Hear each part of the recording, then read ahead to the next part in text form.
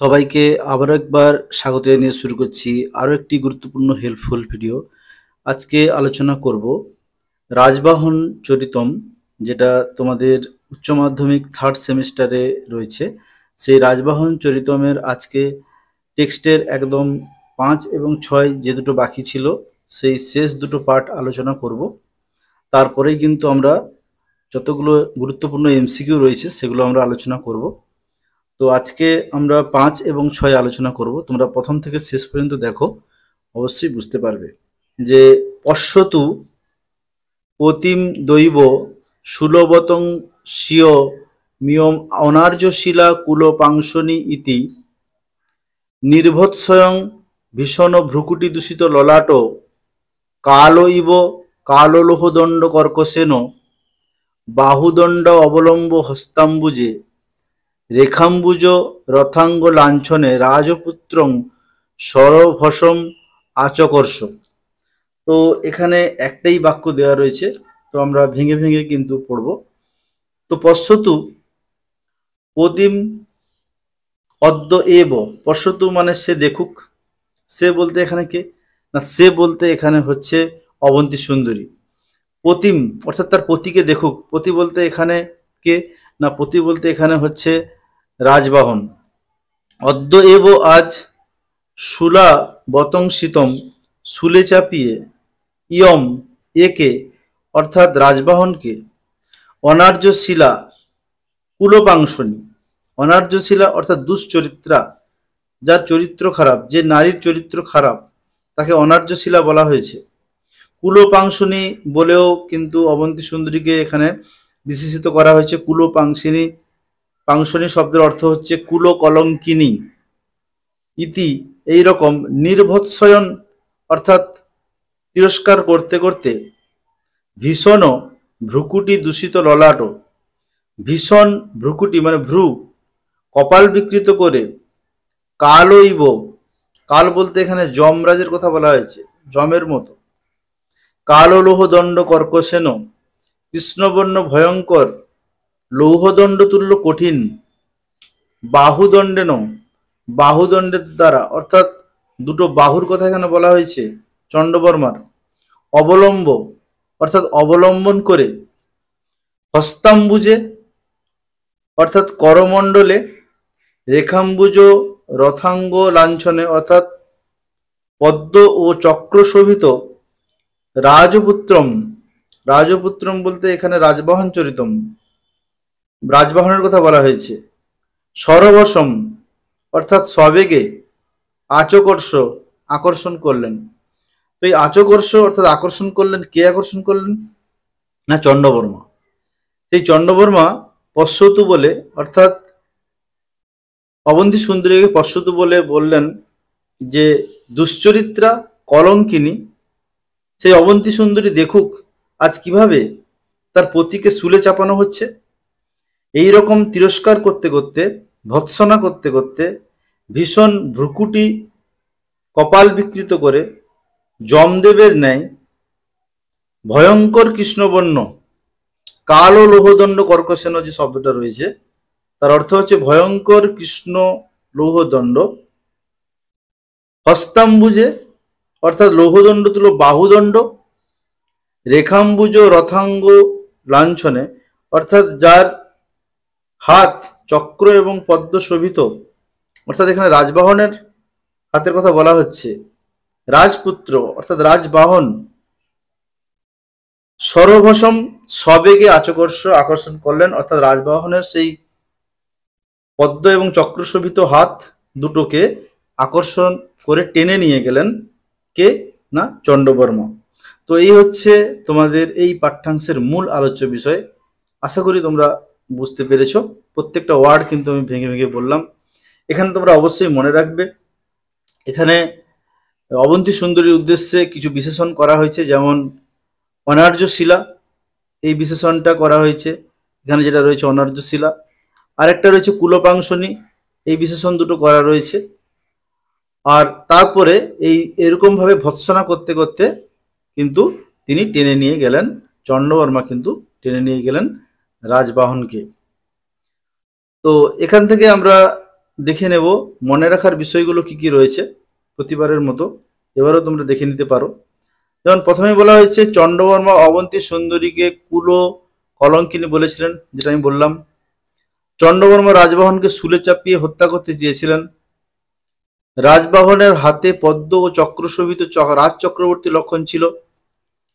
চন্দ্রবর্মাকে যমদেবের সঙ্গে তুলনা করা হয়েছে। চন্দ্রবর্মার হাত ছিল লৌহ সদৃশ কঠিন। তো এই পাঠ থেকে এগুলো তোমাদেরকে মনে রাখতে হবে। এরপরে আমরা দেখব এখান থেকে একটা টিকা রয়েছে, যেটা রেখাম্বুজ রথাঙ্গ লঞ্ছনে, অর্থাৎ লাঞ্ছন শব্দের অর্থ হচ্ছে চিহ্ন। তো এটা একটা হচ্ছে বিশেষ চিহ্ন, যেটা হচ্ছে রাজ চক্রবর্তী চিহ্ন, যেটা কিন্তু রাজার থাকে। তো এখানে নারদের মতে, ধর্মশাস্ত্রকার নারদের মতে সম্রাট রাজা তিন প্রকার: সম্রাট, শকর এবং অকর। তো এখানে এই তিন শ্রেণীর মধ্যে সম্রাটকে চক্রবর্তী বলা হয়েছে। আবার রঘুবংশ মহাকাব্যে রাজ চক্রবর্তীর লক্ষণ রয়েছে। এই রঘুবংশ কাব্য হচ্ছে কালিদাসের লেখা। তো এখানে আমরা দেখব কি রয়েছে সে শ্লোকে, না অতিরিক্ত করযস্য গ্রথিত অঙ্গুলি ও মৃদু চাপাঙ্কুশাঙ্কিত যস্য চক্রবর্তী ভবে ধ্রুবম। রঘুবংশমের নবম স্বর্গে এটা কিন্তু রয়েছে। অর্থাৎ হাতের তালু বেশ রক্তিম, হাতের আঙ্গুলগুলি হবে জালের ন্যায় পরস্পর গঠিত বা সংবদ্ধ, এবং হাতের তালুতে ধনুক ও অঙ্কুশের চিহ্ন থাকবে। তো আমরা এখানে দেখতে পেয়েছি যে রাজবাহনের হাতের রেখায় পদ্ম চক্র চিহ্ন রয়েছে, তাই তার হাতে রাজ চক্রবর্তী লক্ষণ রয়েছে। এটাই হচ্ছে এই টিকার মূল আলোচ্য বিষয়। রাজবাহনের হাতে আমরা পদ্ম চক্র চিহ্ন দেখেছি, তাই তিনি রাজা সেটা মনে করা হয়েছে, এবং সেই হাত এখানে চন্দ্রবর্মা কিন্তু ধরে নিয়ে গেছে। এরপরে আরেকটি পাঠ রয়েছে যেটা আমরা আলোচনা করব, এটাই শেষ পাঠ নম্বর 6, যেখানে বলা হচ্ছে সতু স্বভাব ধীর। সতু স্বভাব ধীর, সে স্বভাবতই ধীর প্রকৃতির, সর্বপৌরুষাতিভূমি, সমস্ত পুরুষ জাতির আশ্রয়স্থল, সহিষ্ণুতৈক প্রতিক্রিয়াং, যে সহিষ্ণুতার আধারস্বরূপ, দৈবীমেব তাম অপদম অবধার্য, অর্থাৎ দৈবকে যিনি স্বীকার করে নিয়েছেন, স্মর তস্যা হংসগামিনী হংস কথায়া। অর্থাৎ এখানে রাজবাহনের কথা বলা হয়েছে, যে রাজবাহন স্বভাবতই ধীর প্রকৃতির, যিনি হচ্ছেন আমাদের এই পাঠ্যাংশের নায়ক রাজবাহন। সেই রাজবাহনের স্বভাব কেমন, না তিনি ধীর প্রকৃতির, এবং সমস্ত পুরুষ যাকে আশ্রয় করে থাকে, তাই তাকে বলা হয়েছে সর্বপুরুষাতি ভূমি। সহিষ্ণু তৈক প্রতিক্রিয়া, অর্থাৎ সমস্ত প্রতিক্রিয়া, ক্রিয়া প্রতিক্রিয়া সহ্যের ক্ষমতা যার রয়েছে। এখানে রাজবাহনের মধ্যে অনেক পীড়া হচ্ছে, তাও কিন্তু তিনি সহ্য করছেন, সেই জন্য এই বিশেষণ করা হয়েছে। দৈবী মেব তাম অপদম অবধার্য, যে দৈবকে স্বীকার করে নিয়েছে নিজের ভাগ্যকে। স্মরতস্য হংস গামিনী, এখানে হংস গামিনী বলতে সেই হংস কথা, যে হংস কথা আগে বলা হয়েছে পূর্বজন্মের কথা। অর্থাৎ রাজবাহন ছিলেন রাজা শাম্ব এবং অবন্তী সুন্দরী ছিলেন যজ্ঞবতী। সেই পুরো কাহিনী আমি বলেছিলাম। সেই পুরো কাহিনীর কথা স্মরণ করতে বলছে কে, না রাজবাহন। কাকে বলছেন, না অবন্তী সুন্দরীকে বলছেন।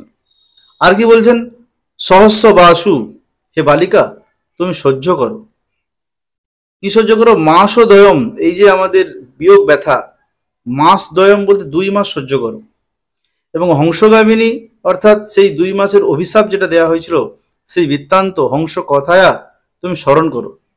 প্রাণ পরিত্যাগ রাগিনী প্রাণসমাং সমাস্য ঋত অবশ্যতাম আসিত, অর্থাৎ তিনি তার প্রাণ পরিত্যাগে উদ্যত, যে কিনা অবন্তী সুন্দরী প্রাণ পরিত্যাগ করতে চেয়েছিলেন, তিনি তাকে আশ্বস্ত করলেন কি বলে, না এই 2 মাস আমাদের সহ্য করতে হবে।